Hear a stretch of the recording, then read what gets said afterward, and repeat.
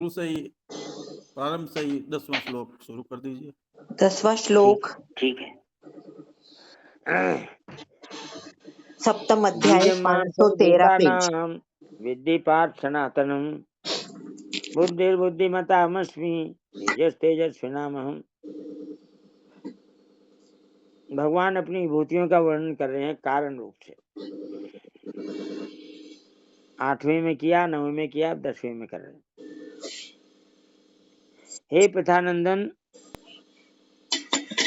संपूर्ण प्राणियों का अनादि बीज मुझे जान। बुद्धिमानों में बुद्धि और तेजस्वियों में तेज में हूँ। बीजम माम सर्वभूतानां विद्धि पार्थ सनातनम। टिप्पणी है विद्धि के ऊपर।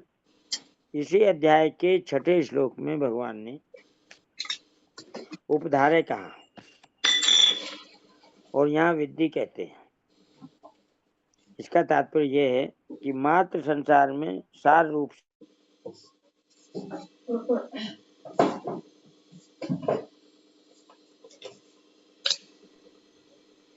समझकर धारण करने से असली प्रेम जागर। हे पार्थ, संपूर्ण प्राणियों का सनातन अर्थात अविनाशी बीज में हूँ। अर्थात सबका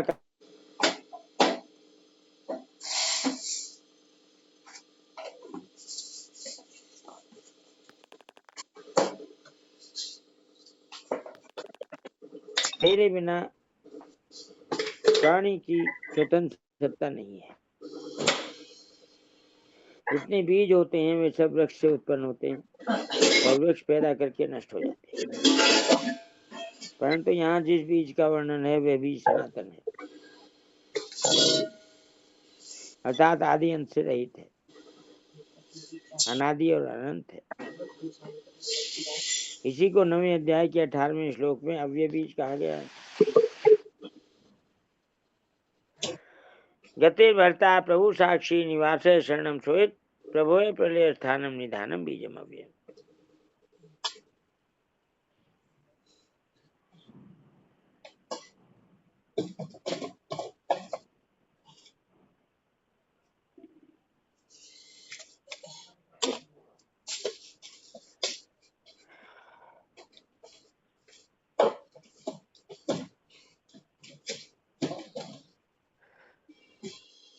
यह चेतन तत्व अव्यय अर्थात अविनाशी है।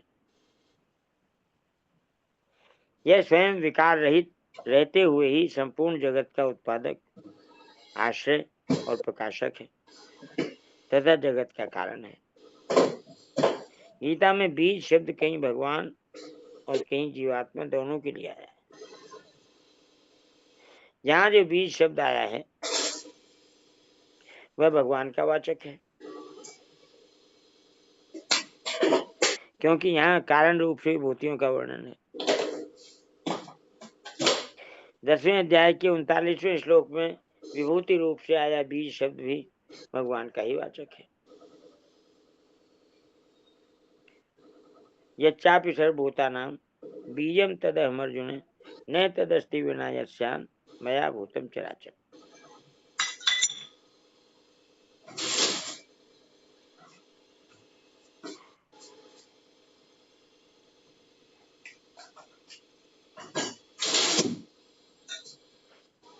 क्योंकि वहां उनको संपूर्ण प्राणियों का कारण कहा गया है।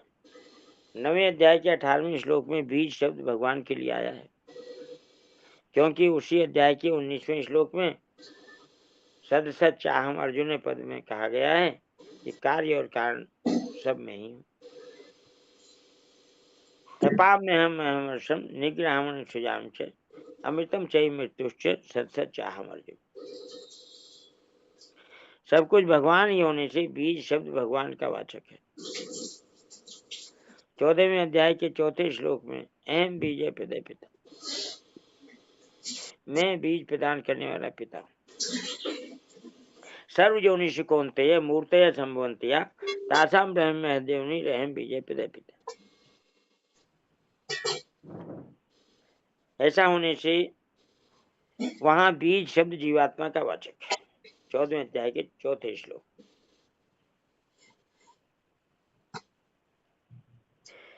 बीज शब्द जीवात्मा का वाचक तभी होता है जब ये जड़ के साथ अपना संबंध मान लेता है, नहीं तो यह भगवान का स्वरूप ही है। बुद्धिर्बुद्धिमतामस्मि, बुद्धिमानों में बुद्धि में हूँ। बुद्धि के कारण ही वे बुद्धिमान कहलाते हैं। अगर उनमें बुद्धि न रहे तो उनकी बुद्धिमान संज्ञा ही नहीं रहेगी। तेजस तेजस्वी नामा, तेजस्वियों में तेज में हूँ। यह तेज दैवी संपत्ति का एक गुण है। तेज क्षमादिति शौच मद्रोह नातिमानिता भवंती संपदम देवी अभिजात से भारत। 16वें अध्याय का 3रा श्लोक। तेजस्वियों में तेज में हूँ। यह तेज दैवी संपत्ति का एक गुण है। तत्व के जीवन मुक्त महापुरुषों में एक विशेष तेज, एक विशेष शक्ति रहती है, जिसके प्रभाव से दुर्गुण दुराचारी मनुष्य भी सद्गुण सदाचारी बन जाते हैं। यह तेज भगवान का ही स्वरूप है। विशेष बात, भगवान ही संपूर्ण संसार के कारण है। संसार के रहते हुए भी वे सब में परिपूर्ण है, और सब संसार के मिटने पर भी वे रहते हैं। इससे सिद्ध हुआ कि सब कुछ भगवान ही हैं। इसके लिए उपनिषदों में सोना, मिट्टी और लोहे का दृष्टांत दिया गया है कि जैसे सोने से बने हुए सब गहने सोना ही हैं, मिट्टी से बने हुए सब बर्तन मिट्टी ही हैं, और लोहे से बने हुए सब अस्त्र शस्त्र लोहा ही हैं। ऐसे ही भगवान से उत्पन्न हुआ सब संसार भगवान ही है।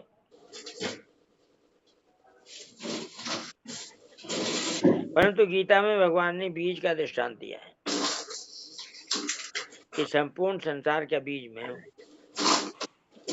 बीज वृक्ष से पैदा होता है और वृक्ष को पैदा करके स्वयं नष्ट हो जाता है। अर्थात बीज से अंकुर निकल आता है, अंकुर से वृक्ष हो जाता है और बीज स्वयं मिट जाता है। परंतु भगवान ने अपने को संसार मात्र का बीज कहते हुए भी यह एक विलक्षण बात बताई कि मैं अनादि बीज हूं, पैदा हुआ बीज नहीं हूं। बीजम माम सर्वभूतानां विद्धि पार्थ सनातनम। 7वें अध्याय का 10वां श्लोक, जिसको हम पढ़ रहे हैं। और मैं अविनाशी बीज हूं। बीजम अव्ययम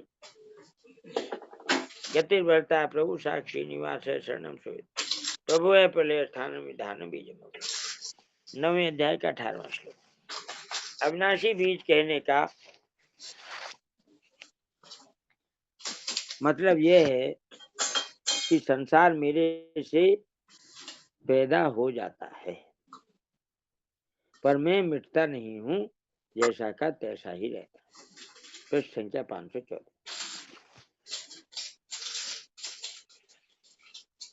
अविनाशी बीज कहने का मतलब यह है कि संसार मेरे से पैदा हो जाता है, पर मैं मिटता नहीं हूं, जैसा का तैसा ही रहता है।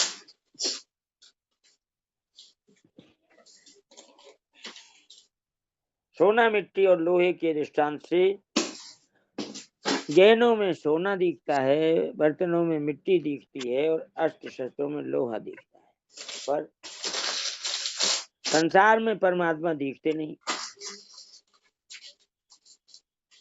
अगर बीज का दृष्टांत लें तो पृथ्वी में बीज नहीं दिखता। जब वृक्ष में बीज आता है तब पता लगता है कि इस बीज में ऐसा बीज है, इस वृक्ष में ऐसा बीज है,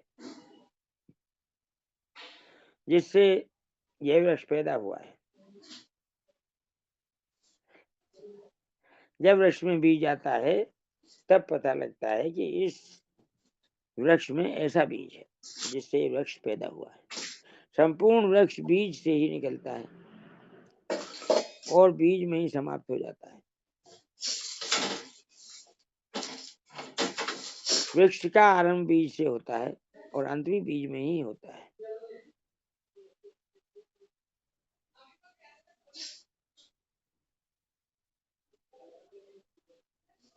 अर्थात वह वृक्ष चाहे 100 वर्ष तक रहे, पर उसकी अंतिम परिणति बीज में ही होगी। बीज के सिवाय और क्या होगा। ऐसे ही भगवान संसार के बीज हैं, अर्थात भगवान से ही संसार उत्पन्न होता है और भगवान में ही लीन हो जाता है। अंत में एक भगवान ही बाकी रहते हैं। शिष्यते शेष संज्ञ, 10वें स्कंद के 30वें अध्याय का 25वां श्लोक है भागवत में।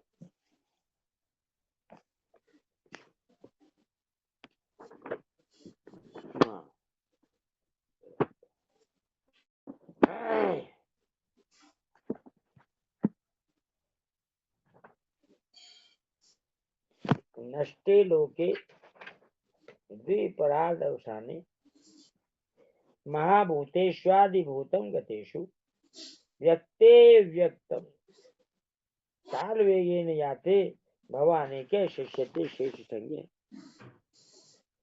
जिस समय ब्रह्मा की आयु 2 परार्ध पूरी समाप्त हो जाती है, काल शक्ति के प्रभाव से सारे लोक नष्ट हो जाते हैं। पंच महाभूत अहंकार में, अहंकार महत्त्व में और महत्त्व प्रकृति में लीन हो जाता है। उस समय एकमात्र आप ही शेष रह जाते हैं। इसी से आपका एक नाम शेष भी है।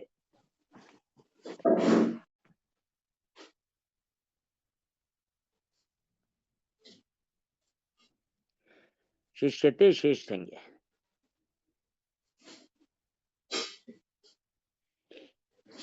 वृक्ष देखते हुए भी यह बीज ही है। ऐसा जो जानते हैं वे वृक्ष को ठीक ठीक जानते हैं, और जो बीज को न देखकर केवल वृक्ष को देखते हैं वे वृक्ष के तत्व को नहीं जानते।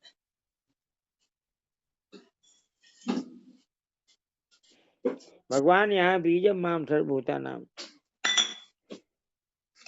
कहकर सबको ये ज्ञान कराते हैं कि तुम्हारे को जितना ये संसार दिखता है इसके पहले मैं ही था। मैं एक ही प्रजा रूप से बहुत रूपों में प्रकट हुआ हूँ। बहुत श्याम प्रजा ये छांदोग्य उपनिषद और इनके समाप्त होने पर मैं ही रह जाता हूँ। तात्पर्य है कि पहले मैं ही था और पीछे मैं ही रहता हूँ, तो बीच में भी मैं ही हूँ।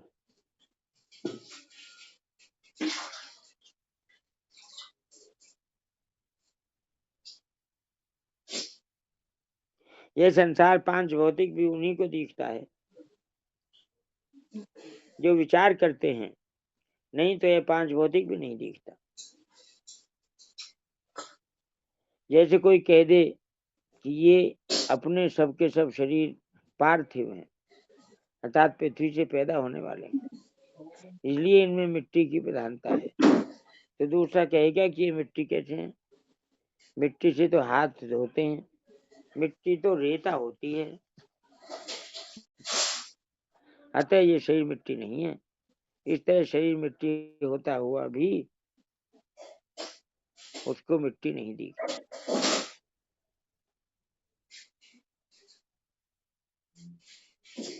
परंतु ये जितना संसार दिखता है इसको जलाकर राख कर दिया जाए तो अंत में एक मिट्टी ही हो जाता है।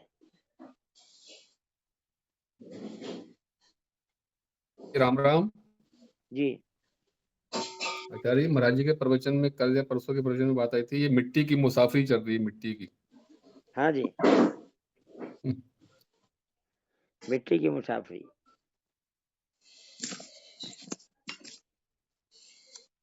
विचार करें कि इन शरीरों के मूल में क्या है। माँ बाप में जो रजवीर्य रूप अंश होता है जिससे शरीर बनता है, वह अंश अन्न से पैदा होता है। अन्न मिट्टी से पैदा होता है, अतः शरीर मिट्टी से ही पैदा होते हैं और अंत में मिट्टी में ही लीन हो जाते हैं। अंत में शरीर की 3 गतियां होती हैं, चाहे जमीन में गाड़ दिया जाए, चाहे जला दिया जाए और चाहे पशु पक्षी खा जाए। तीनों ही उपायों से वह अंत में मिट्टी हो जाता है। इस तरह पहले और आखिर में मिट्टी होने से बीच में भी शरीर या संसार मिट्टी ही है, परंतु बीच में यह शरीर तथा संसार देखने में मिट्टी नहीं दिखता। विचार करने से ही मिट्टी दिखता है, आंखों से नहीं दिखता, विचार से दिखता है। इसी तरह यह संसार विचार करने के परिणाम दिखता है। हाँ जी। अच्छा जी, जो आप बोल रहे हो कि विचार करने से दिखता है, इसी को अनुभव बोलते हैं क्या? विचार करते करते मतलब अनुभव हो जाता है क्या? अभी तो देखने की बात हो रही है। जो स्थूल होता है वो दिखाई देता है आंखों से, जो सूक्ष्म होता है वह दिखाई देता है विचार। जब हम इसको स्वीकार कर लेते हैं निस्संदेह, तब अनुभव होता है। हाँ जी जी, बहुत बढ़िया। इसी तरह ये संसार विचार करने से परमात्मा स्वरूप दिखता है।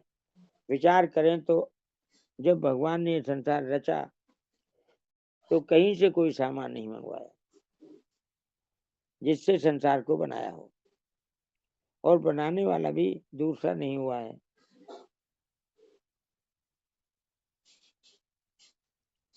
भगवान आप ही संसार को बनाने वाले हैं और आप ही संसार बन गए। शरीरों की रचना करके आप ही उनमें प्रविष्ट हो गए। तैत्तिरीय उपनिषद में आता है तत्सृष्ट्वा तदेवानुप्राविशत्। इन शरीरों में जीव रूप से भी वही परमात्मा है, अतः यह संसार भी परमात्मा का स्वरूप ही है।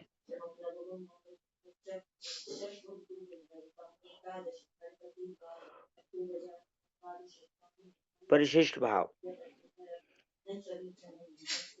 अपने को संपूर्ण प्राणियों का बीज कहने का तात्पर्य यह है कि सब प्राणियों के रूप में मैं ही हूँ। सृष्टि अनंत है, अनंत ब्रह्मांडों में अनंत जीव हैं।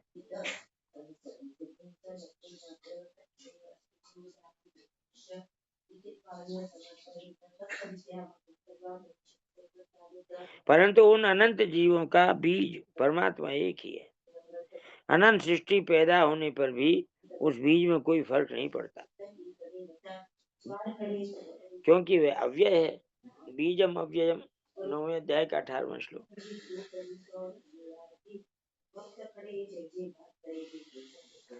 उस एक ही बीज से अनेक प्रकार की सृष्टि उत्पन्न होती है। 10वें अध्याय का 39वां श्लोक। बीज को कितनी ही सूक्ष्म दृष्टि से देखें, उनमें फल फूल पत्ते आदि नहीं दिखेंगे, क्योंकि वे उस बीज में कारण रूप से विद्यमान है। उस बीज से पैदा होने वाले वृक्ष के 2 पत्ते भी आपस में नहीं मिलते।